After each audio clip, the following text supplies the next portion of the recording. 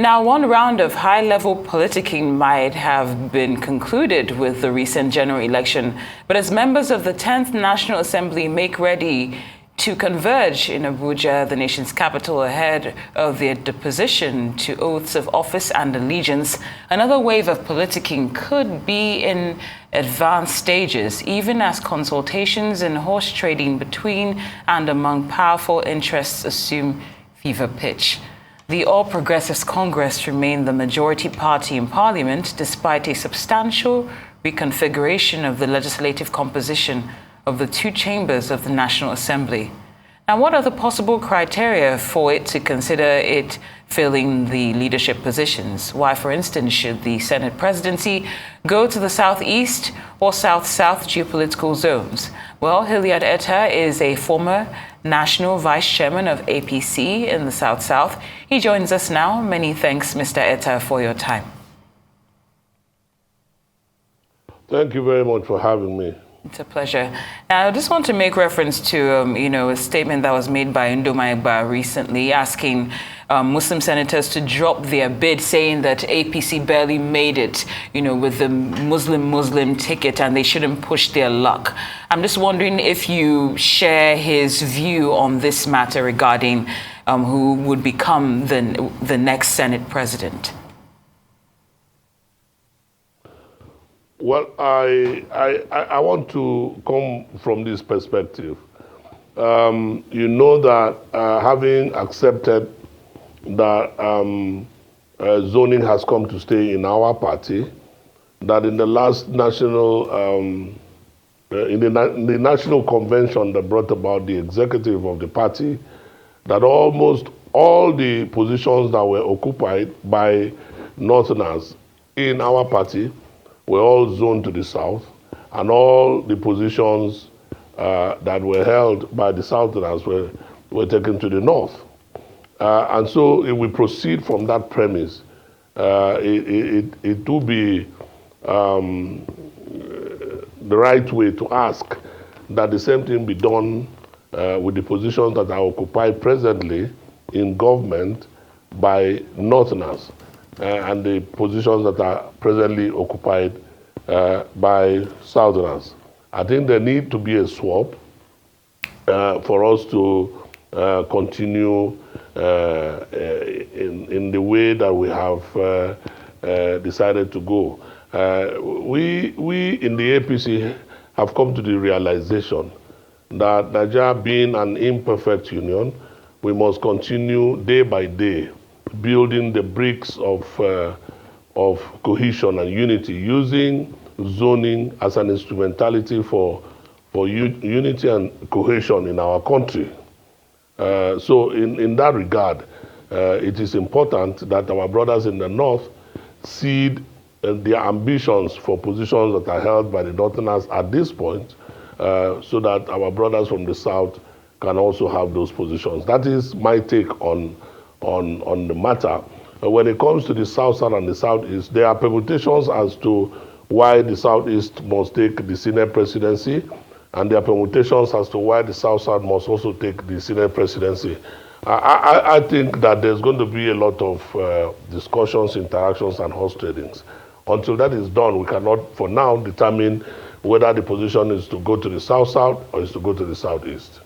Okay, Mr. Etta, we members-elect from the opposition parties met and formed an alliance ahead of the inauguration of the 10th National Assembly. They're called the Greater Majority, with the aim of determining the leadership of the parliament. Now, the opposition parties comprising of PDP, Labour Party and others currently combined are about 163, while the ruling party, APC, has 162, with some seats still awaiting the April 15th runoff. Doesn't that concern you in the slightest?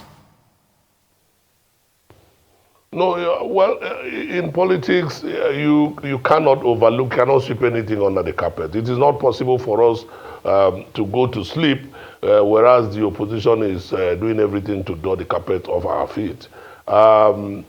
We will do what is necessary to maintain leadership in the National Assembly. It is not true that all members of the opposition coming from all other opposition parties will come together. There are some that will, in fact, play along with the ruling party. Until we get to that bridge, we have not gotten to that bridge. When we get to that bridge, we will cross it. But I am very sure that the APC will retain leadership of both houses. Thank you, Mr. Etta. Now, I also want to bring in two scenarios for you. We know Ali Ndume, has expressed his own interest to run for Senate president, saying that it should not be zoned and the focus should be on competence. And then we have individuals like Salihu Lukman, who is also of the opinion that any Muslim that's aspiring to become Senate president does not respect the constitution of Nigeria or your party. Looking at the crucial position which Salihu Lukman occupies, do you think that his take would resonate with governors, or would resonate with the aspirants for Senate presidency that are Muslim? No, you must understand that Mr. Salihu occupies a pole position in this process. He's a member of the National Working Committee, and all of us who are members of the party are expecting the National Working Committee to take the lead in fashioning out which zone gets what. It is the place of the party because whether you're the president-elect or a senator-elect or House of Representative member-elect, they are all products of the party. It is the party that is the mother of all of these persons. So Mr. Salihu speaks from a position of advantage and a position of strength, being a member, a key member of the National Working Committee. But having said so, it will not behove well on a very esteemed friend of mine, Senator Ali Ndume, to insist that the Senate presidency must come to him, taking into consideration that the Senate presidency, as we speak, is from his very zone. In fact, the Senate president, as at this moment, comes from Yobe State, whereas he comes from Borno State, and the vice president of the country is also from Borno State. So it is, I don't think that will fly. I think that the call of Mr. Salihu should be listened to. I think that Mr. Salihu has spoken the minds of the generality of the membership of our party. Just to follow up with what my colleague Cynthia had mentioned in part of her question, in this conversation about who emerges as leader of the Senate and the House of Representatives, we're not hearing much about the issue of competency and capacity. It's largely limited to zoning, religion, where the person is coming from, is it the South? Is it not worrisome that we're not focused on the capacity building of these lawmakers? No, first of all, you must understand that for someone to have won election as a senator must have some level of capacity. And when politicians say that they are discussing, they are interacting and integrating, you must understand that these variables must come to play in those meetings. The meetings that we will have will not be in public glare. You're not going to be able, we will not invite you to such meetings.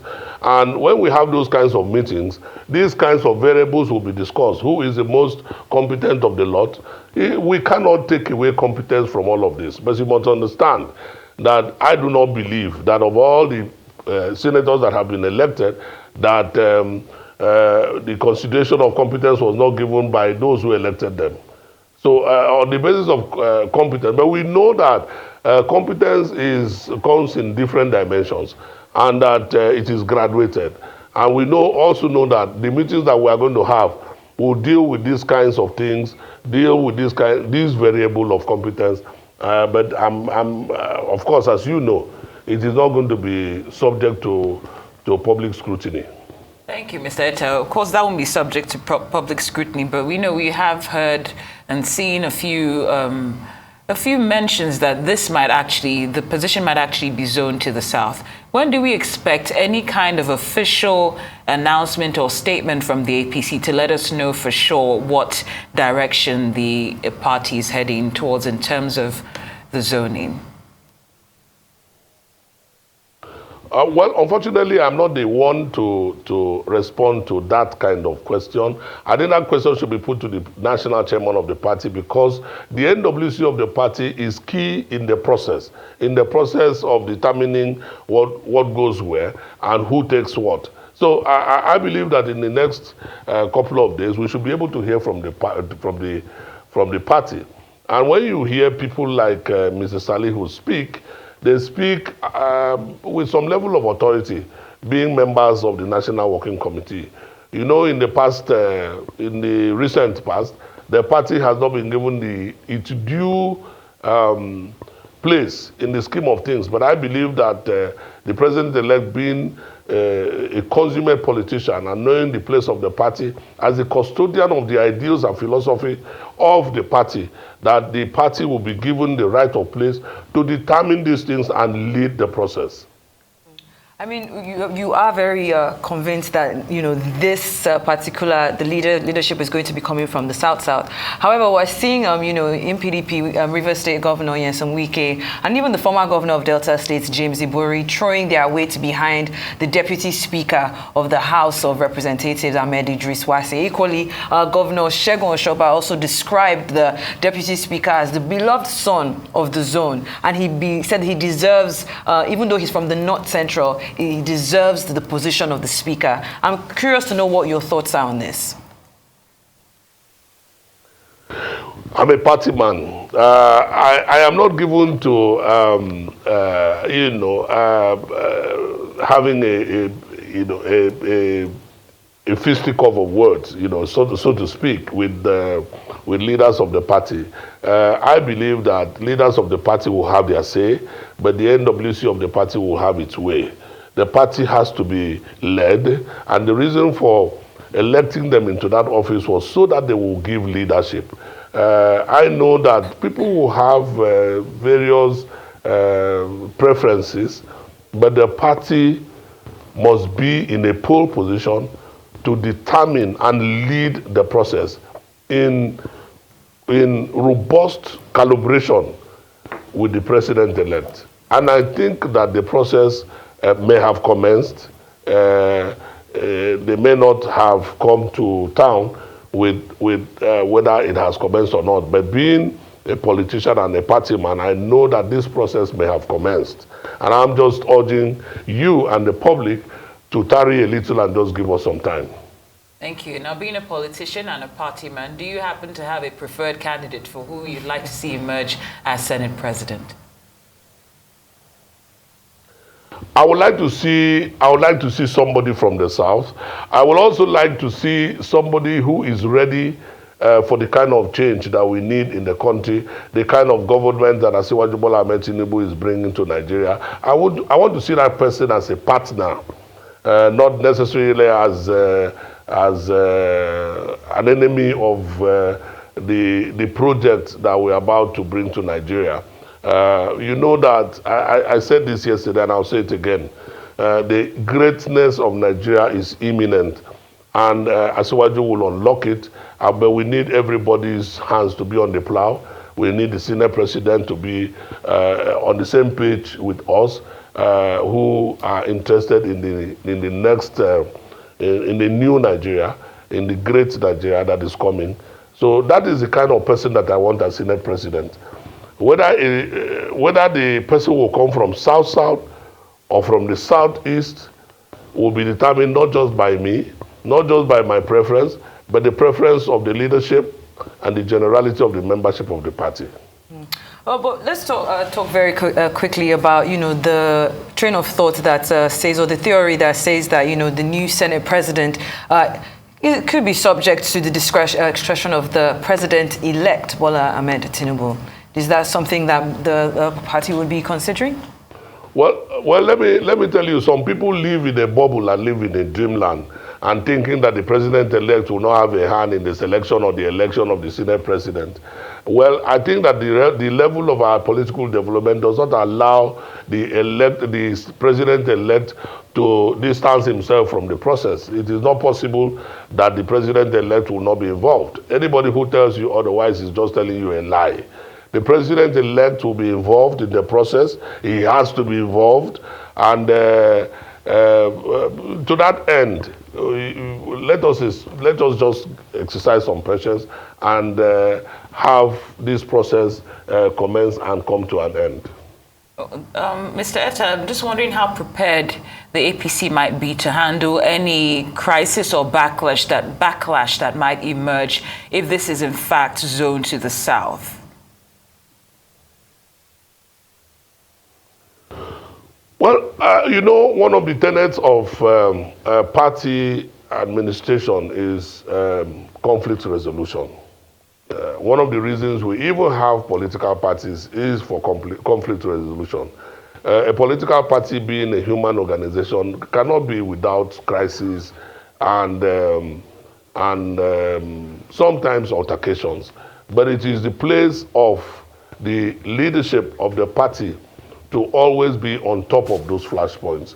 Definitely, when somebody desires for an office, he commits his emotions, sometimes his substance and his resources to that aspiration. And when you now have to stop him as a party, of course it could create some kind of crisis. But it is the place of the party. It is the attribute of a great leadership of the party to make sure that those kinds of crises, those kinds of flashpoints are dealt with constructively in a manner that will restore cohesion and unity within the party.